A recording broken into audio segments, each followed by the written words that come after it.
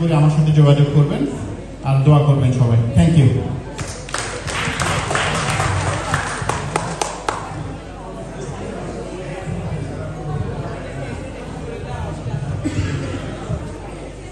ধন্যবাদ ফরহাদ ভাই। আসলে ফরহাদ ভাই একটি ভালো উদ্যোগ নিয়েছেন, আমরা ওনাকে স্বাগত জানাই এবং ভবিষ্যতে উনি ধরনের উদ্যোগ অব্যাহত রাখবেন।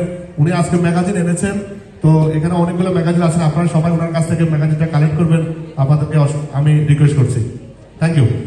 সকালের সাথী বন্ধুগণ, এই পর্যায়ে আমি বক্তব্য রাখার জন্য অনুরোধ করছি স্কটল্যান্ড বিএনপির অন্যতম সদস্য, মুন্সিগঞ্জের কৃতি সন্তান, তিতুমির কলেজের সাবেক ছাত্রনেতা মিস্টার আলমগীর কবির। মিস্টার আলমগীর কবিরকে বক্তব্য রাখার জন্য অনুরোধ আহ্বান জানাচ্ছি।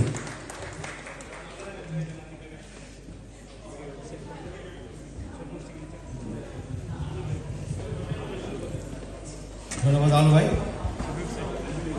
মঞ্চ বিশিষ্ট আজকে সভার সভাপতি, দূর দূরান্ত থেকে আগত আমার সংগ্রামী সমস্ত ভাই ও বোনেরা, এডেনবারাবাসী, বিএনপির অন্যতম কর্মীবৃন্দ, আজকের এই মহান এই দিনে আমাদের যে স্বাধীনতা অর্জিত হয়েছিল, আজকে আমরা প্রমিস করি সেই স্বাধীনতাকে ধরে রাখার এবং আত্মনির্ভরশীল হওয়ার। আমাদের এখন দরকার আত্মনির্ভরশীলতা। আমাদের নেতৃত্ব যারা দিয়েছে বিগত দিনে, এই কথাটি কতটুকু তারা চিন্তা করেছে তা আমি জানি না, কারণ তার ফল বাংলার সাধারণ মানুষ, বাংলার আপামর জনসাধারণ এখনো দেখেনি।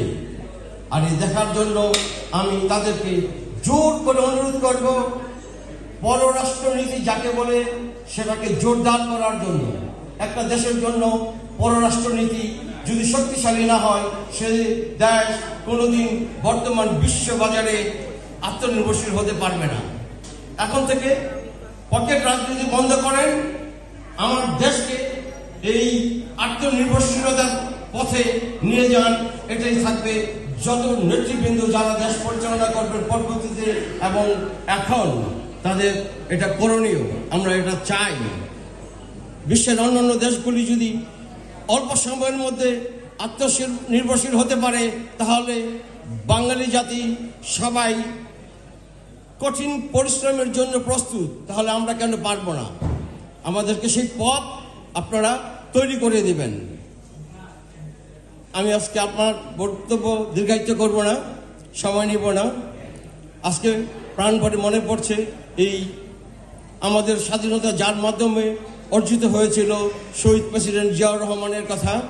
তার নেতৃত্ব, তার চৌকস, তার উদ্দীপনা, তার পথ প্রদর্শন বাংলাদেশকে নিয়ে গেছিল একটি বিশ্ববাজারের সমপর্যায়ে।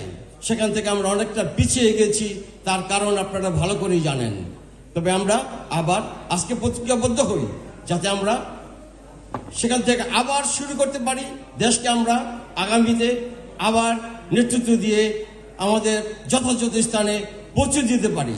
সে অঙ্গীকারবদ্ধ করার দিন এসে গেছে, আর চুপ করে থাকার সময় আমাদের আর নেই। ধন্যবাদ বন্ধুরা, আজকের এই সবাই যোগদান করার জন্য আমি আবারও ধন্যবাদ জানাচ্ছি। বিএনপির সমস্ত কর্মীবৃন্দদেরকে ধন্যবাদ জানাচ্ছি, যারা আজকের এই অনুষ্ঠানটি অত্যন্ত সফলতার সাথে পরিচালনা করছেন, অর্গানাইজ করছেন এবং আমাদেরকে একটি সুন্দর দিন উপহার দিচ্ছেন। সবাইকে ধন্যবাদ। Thank you. ধন্যবাদ।